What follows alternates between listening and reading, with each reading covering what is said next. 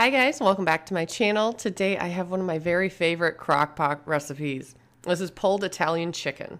So you start off with 2 pounds of chicken. So I'm going to put those in there. And 1 packet of zesty Italian, has to be the zesty kind. When you buy a box, it comes with 3 packets. 1 packet will do, but you might want to add like 1.5 packs or 2 packs if you want a ton of flavor. Just depends how much chicken you're making, really. And then I normally add about 1/3 of a jar of pepperoncinis. There isn't really an exact amount. It just depends how much you like pepperoncinis. They are high in sodium, so if that's something you're watching, you might want to consider that.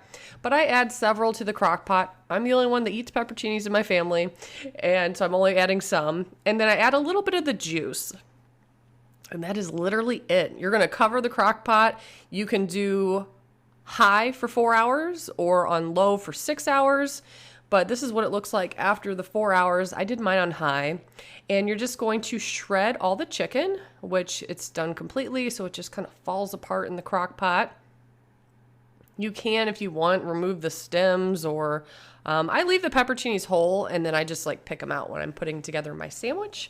But you can eat this as like a keto carb-free option with no bread, the chicken just by itself. It is so good.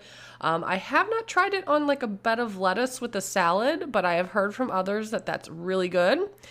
We typically serve ours on hamburger buns as kind of like a slider with pulled chicken, but it is so good and super easy. Only 3 ingredients, so it's awesome. So here's me putting one of the sandwiches together. I just take off the stem, put a pepperoncini on top, and that's it. I found this recipe actually for a baby shower that I threw for my friend. Her mother-in-law made this, and she let me take home all the leftovers because I was just obsessed with it. So give it a try. I have more recipe videos. I'm going to try to start posting more often. So thank you so much for watching. Bye, guys.